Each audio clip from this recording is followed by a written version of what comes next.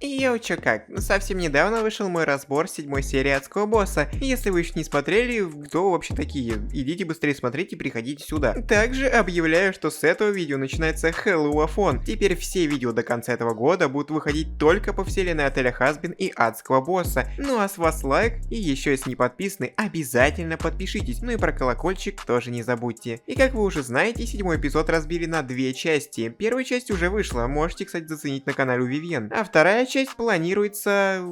не скажу когда. Это видео также разбито на 2 части, только в отличие от мульта, оно выйдет в этом месяце. Первая часть будет про Столоса, мы поговорим о его отношениях и в целом про него. А вот вторую часть мы посвятим Блицу. Я не думаю, что я смогу поговорить о Столосе, не касаясь Блица, но я все-таки попробую это сделать. Так почему же Столос никогда не будет счастливым? Столос один из семейства Гаэти. Асмодей, если вы не знали, также является семейством Гаэти, но по иерархии выше Столоса. Чтобы понять Столоса, нам надо вернуться ко второму эпизоду, где Столос поет свою песню для Ви. Если что, я уже делал по ней разбор ранее, но с выходом 7-й серии она обретает совершенно новые краски. I used to think that I was bold.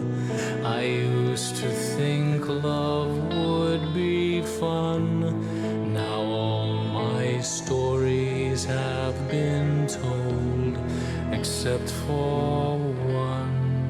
Здесь он подразумевает, что любовь была тем, чего он ждал с нетерпением, но как только он действительно испытал это чувство на себе, он понял то, что любить достаточно сложно. Это трудно, она может тебя разочаровать и требует усилий для поддержания отношений. Теперь он смотрит на единственную любовь, оставшуюся в его жизни – Октавию. И вроде как во втором эпизоде нам показали то, что Столос все-таки нашел общий язык с Октавией и восстановил с ней отношения, но в 8-м эпизоде мы видим обратное. Возможно, не так уж и сильно он любит Октавию, но кто же тогда? Кто сейчас радует Столоса так же, как Октавия раньше? Может, кто-то, кто вызывает у него трепет, который, как он когда-то думал, принесет ему Стелла? Точно. Блиц. В эпизоде 7 мы узнали, что у Столоса есть чувство к Блицу, и он с ним не только из-за секса. Но вся его проблема в том, что он теперь боится реальных отношений, он не хочет, чтобы все стало слишком серьезным, и это постоянно его гложет. С Блицом Столос впервые за долгое время снова испытывает те чувства любви, но для того, чтобы все осталось как есть, ему приходится игнорировать все неприятные стороны отношений, такие как общение, например, и границы дозволенного. Как сказала Асмодей в 7 серии, принц не может любить обычного беса, его статус не позволит ему этого сделать. И именно это еще одна причина, которая заставляет его быть постоянно несчастным. Ему приходится постоянно выбирать между семьей и счастливой жизнью. И с одной стороны, он сам виноват в том, что сейчас сделал. Да, он сам все испортил. Но с другой стороны, возможно, он просто не знает, как подойти к этому вопросу и рассказать все. Ну и не будем забывать все-таки то, что он принц. И я думаю, что он прекрасно понимает, что он не может просто жить с обычным бесом. И именно это его постоянно гложет. Даже в реальной жизни однажды вы задаетесь вопросом, а с тем ли я человеком встречаюсь? Столос уже знает ответ на этот вопрос.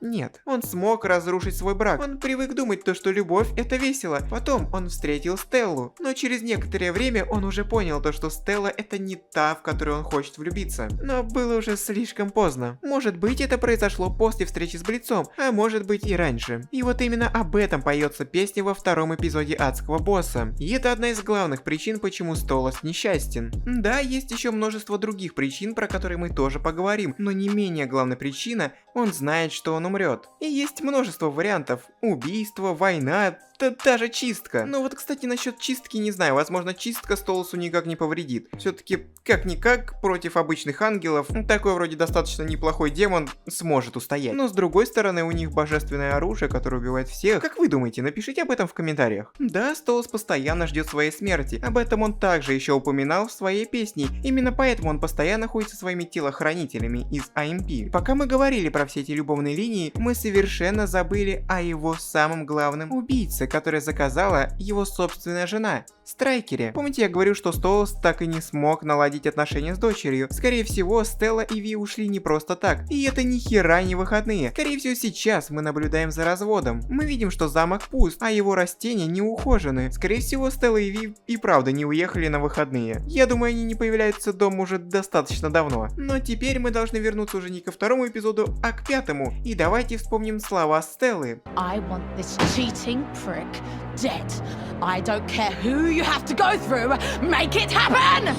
Да, Стелла хочет убить Столоса за измену, кто еще не понял. Но давайте послушаем еще раз. I don't care who you have to go through, make it happen! Стелле все равно, через что пройдет Страйкер, чтобы просто убить Столоса. Помимо Блица, Октавия для Столоса уж точно не последнее место. Я думаю, что возможно Ви находится в большой опасности рядом со Стеллой, ведь возможно Стелла как-то будет шантажировать Столоса через Ви. Но также вполне возможно то, что с Ви ничего не случится, но что-то все-таки точно случится со Столосом уже совсем скоро. Страйкеру просто нужно выждать момент, чтобы убить Столоса, и вот этот момент очень подходит для этого. Столос совершенно безоружен, он подавлен, убит горем и его сердце разбито. Он как маленькая птичка в большой открытой клетке. Я думаю, что во второй части 7-го эпизода точно никто не умрет, но как минимум нам стоит ждать нападения на Столоса. И именно в этот момент, когда он сидит на ступеньках, ведь это лучшее место для Страйкера и его винтовки. Также возможно, что что-то произойдет, когда Блиц захочет позвонить Столосу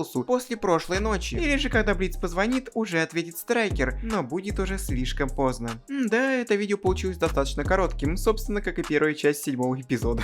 Вторая часть выйдет уже совсем скоро, я думаю, даже уже в этом месяце. Но ваши лайки и комментарии помогут выйти ей еще быстрее, ведь только вы сможете повлиять на алгоритмы Ютуба и порекомендовать этот ролик другим людям. Просто ставьте свои лайки и пишите большие комментарии. Так что, пожалуйста, поставьте лайк и напишите свою теорию в комментариях. Я все комментарии читаю и на некоторые даже отвечаю. Также подписывайтесь на мой телеграм-канал, там всего лишь 100 человек, а я, между прочим, там постоянно делюсь своими теориями. Не делать же все-таки минутные видео по столь маленьким теориям, хотя идея неплохая. Большое спасибо за просмотр, ну а я же с вами не прощаюсь, еще увидимся.